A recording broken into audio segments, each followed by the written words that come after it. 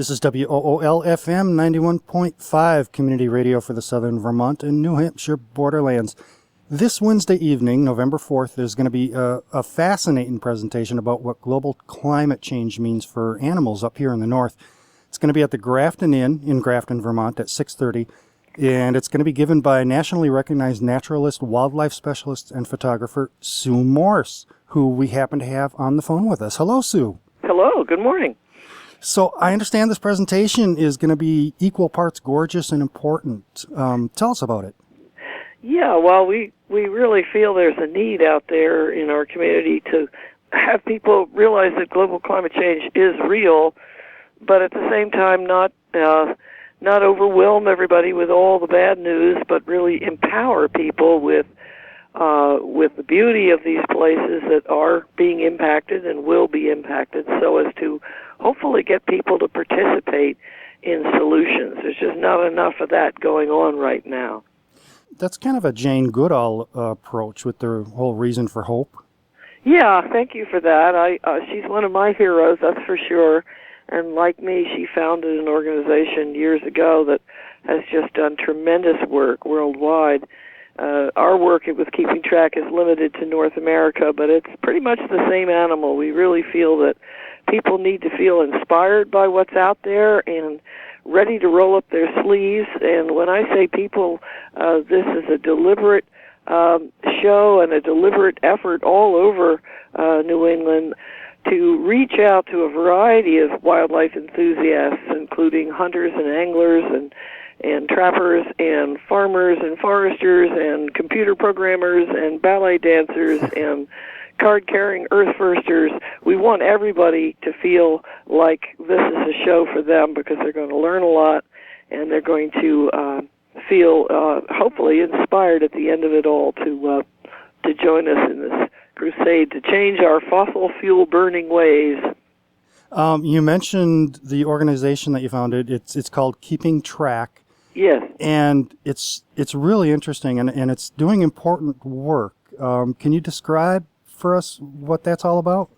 Well, years ago, i.e. 25 or so years ago, I was then serving on my town's planning commission and conservation commission, and I was really having to make decisions about wildlife habitat day in and day out that did not, in my estimation, adequately take into consideration wildlife needs. And people in the audience know what I'm talking about out there, whether it's deer or bobcats or birds or amphibians.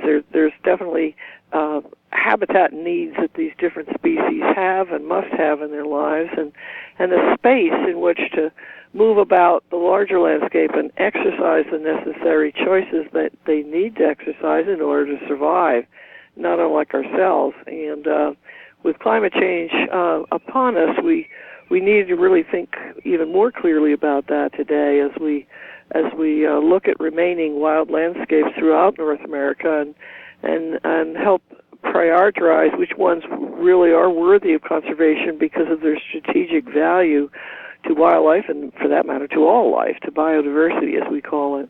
So Keeping Track is an organization that provides technical training to everybody from professional wildlife biologists who want a more in-depth view at a given subject, whether it be carnivore forensics or tracking or whatever, to also include citizen scientists who are ready to be part of a monitoring effort in their regions or communities. And so we provide a 6-day course that prepares people for that. And we call it non-invasive wildlife monitoring because the tools that we teach, including tracking, are now being recognized by scientists all over the world as powerful tools that we can use to document the residential presence of selected wildlife species and do a better job of appreciating what we need to do to secure their habitat. It's worth noting that this organization has mentored literally thousands of people in this thing. Mm-hmm. And not just here in New England, although that certainly is our flagship program and historically has made up the bulk of our work. But every year we go farther afield, pardon the pun, and we go as far away as Florida or Washington State or British Columbia to do more trainings. So it's very exciting. Vermont used to have big cats, but in 1881, we killed the last known cougar in Vermont. You've predicted that they're going to come back. Yeah, I'm not alone. There are a lot of scientists who are sort of watching with great interest the progress of cougars that are trying to disperse and recolonize habitat eastward from ever-expanding source populations in the West. What I mean by that, when I started studying cougars in the 1980s, which I did and participated in as a guest researcher in a number of telemetry projects out west, there wasn't a cougar east of the Rockies.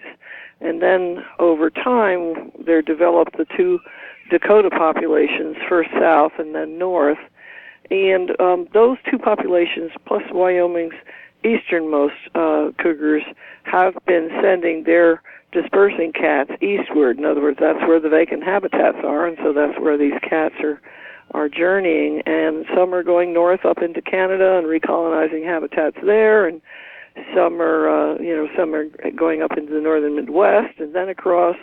You probably everybody in the listening audience remembers the cat several years ago that was killed in Connecticut that we subsequently found out had journeyed from South Dakota through North Dakota, the Midwest, Ontario, down into the Lake George region, and then somehow, mysteriously, from there to Connecticut without being seen again that we know about.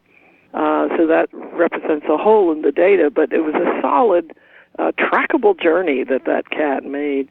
And this has been going on, and particularly male cougars are trying to find vacant habitats, but I would maintain that they're not going to settle down in any habitat if there aren't females. So the whole phenomenon of cougars recolonizing the east will require that female cougars successfully make the journeys as well.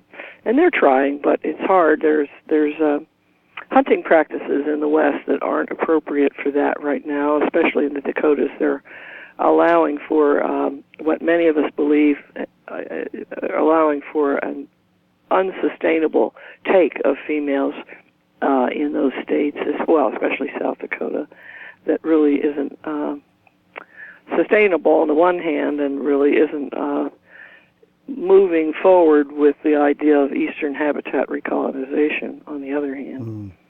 And that kind of brings us back around to the presentation that you're going to be giving on Wednesday. This amazing migration of that cougar, this sort of thing is happening kind of cross-species, and is that largely driven by climate change? Well, in all appropriate humility and honesty, I would have to say that I would prefer to talk species to species.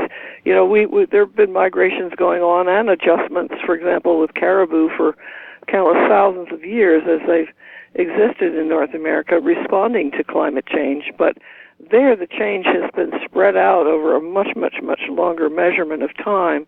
It's not the precipitous change that we're seeing going on today, nor was that change necessarily accompanied by all the other human-caused perturbations that we're responsible for out there that we know deeply disturb caribou.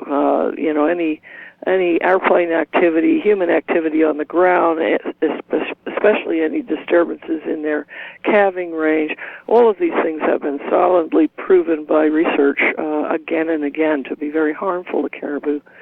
So, worldwide, 33 or 4 of the 43 major caribou herds are in decline.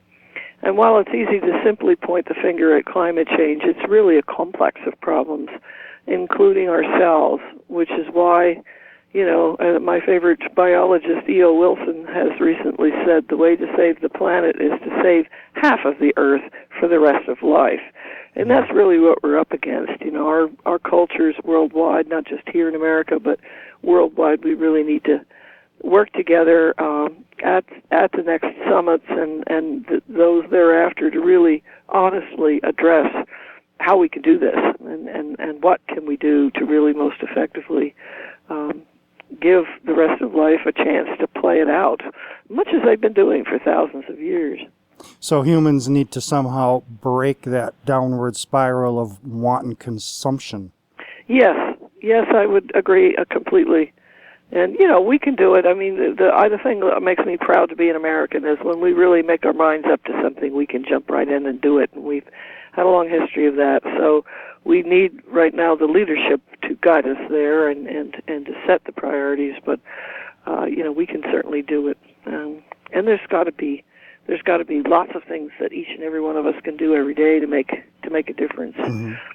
So this will not be a talk about all those things. However, for those who are interested in wildlife, this is going to be picture after picture of the animals that are north adapted, cold adapted, and the kinds of habitats they live in, whether it's Canada lynx or moose here in New England, or caribou and polar bears in the far north. And if you love wildlife, this is going to be a stunning show with lots of things to learn. For example, with polar bears losing their sea ice edge habitats, which they must forage within to seek their marine mammal prey, especially seals, they're sometimes obliged to go for very, very long swims. As the film narrator Meryl Streep recently put in the wonderful IMAX film To the Arctic, it's a swim to nowhere. And there was one female and her cub that swam for 9 consecutive days before they could haul up onto something solid. And the female made it, but the cub did not. And, that was a journey of nearly 430 miles. So, these are real-life examples of what's going on out there that I think members of the audience will be intrigued to learn about. And certainly they will visually enjoy the show. By design, over half of the show is really intended to inspire and have people relax and enjoy, the stunning beauty of the habitats involved. That's how it starts. Yeah, you bet. This is going to be fantastic, and it's going to be in Grafton at the Grafton Inn, Wednesday evening, November 4th. Yes, and tell your friends we'd like to have a nice full audience. Thank you so much, Sue, for telling us about all this. Thank you so much.